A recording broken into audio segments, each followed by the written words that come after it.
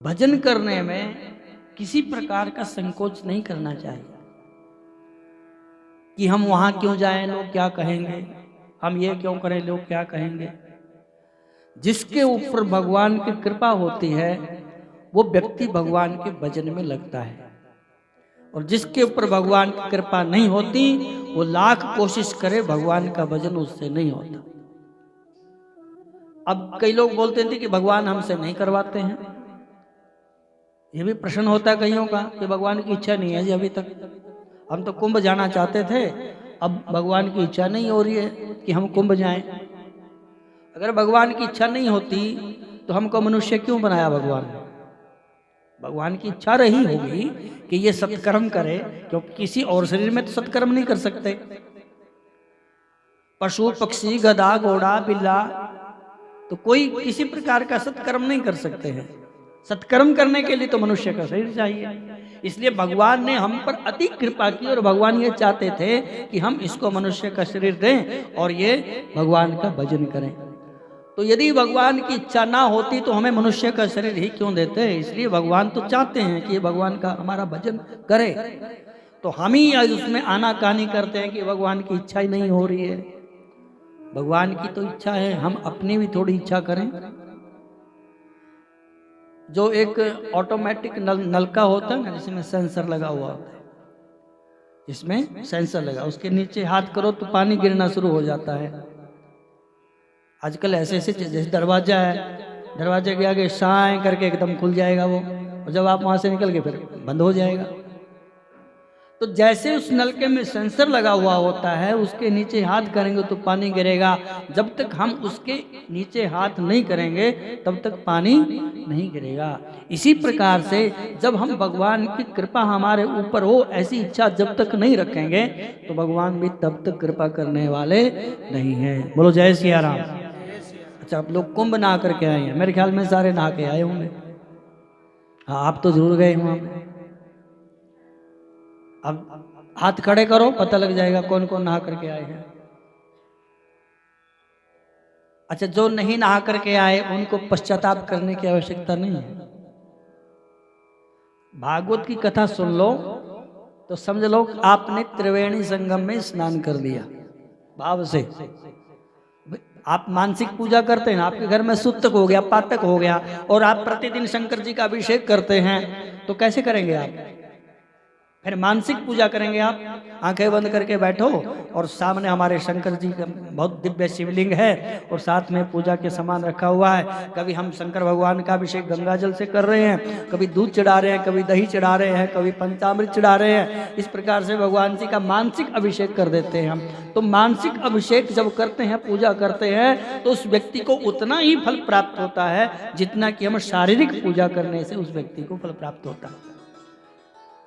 तब जो हम नहीं जा सकते या जो नहीं गए कुंभ पे, तो मानसिक यहाँ पर स्नान करें। जो भागवत जी की कथा को सुन लेता है तो समझ लो कि उसने त्रिवेणी संगम में जाकर के कुंभ स्नान कर लिया।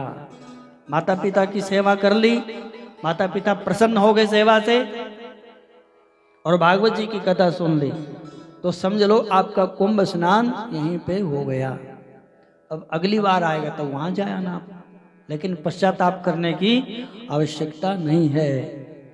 जो नहीं गए वो इस त्रिवेणी में, भागवत जी की त्रिवेणी में, त्रिवेणी क्या है? उसमें गंगा है, यमुना है और सरस्वती है।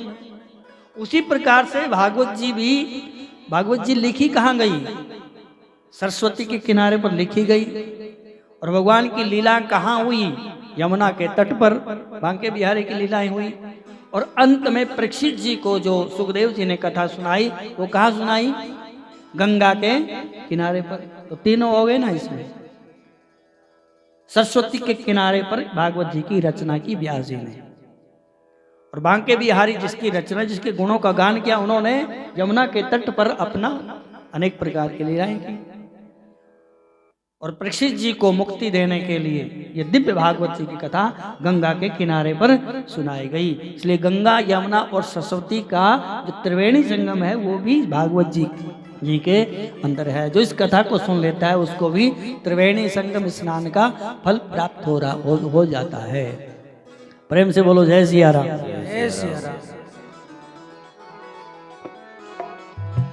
ओ मेरा आपकी कृपा से सब काम हो रहा है, मेरा आपकी कृपा से सब काम हो रहा है, मेरा आपकी कृपा से सब काम हो रहा है, मेरा आपकी कृपा से सब काम हो रहा है।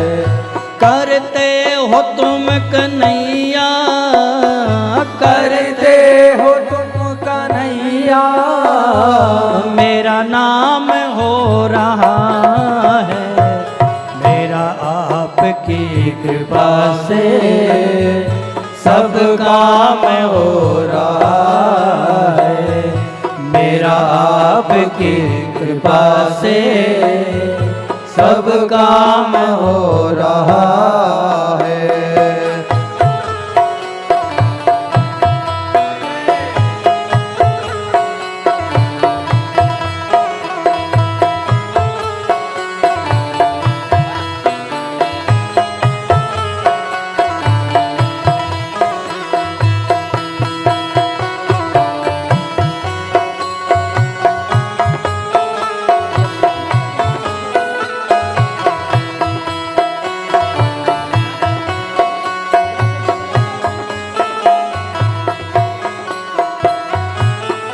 पतवार के बिना ही मेरी नाव चल रही है, पतवार के बिना ही मेरी नाव चल रही है, हैरान है जमाना मंजिल भी मिल रही है, हैरान है जमाना मंजिल भी मिल रही है, करता नहीं मैं कुछ भी, वो करता नहीं मैं कुछ भी, सब काम हो रहा है, करता नहीं मैं कुछ भी, सब काम हो रहा है, मेरा आपकी कृपा से सब काम हो रहा है, मेरा आपकी कृपा से सब काम हो रहा है।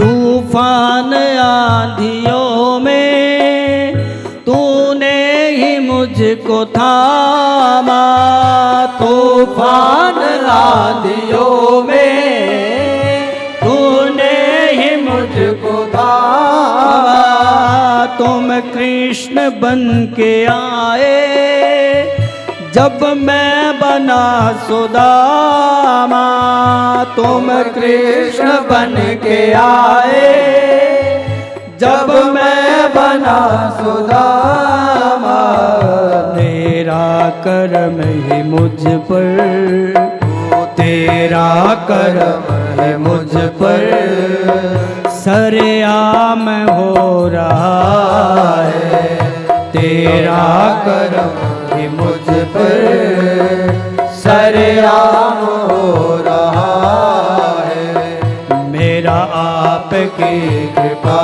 से सब काम हो रहा है, मेरा आपकी कृपा से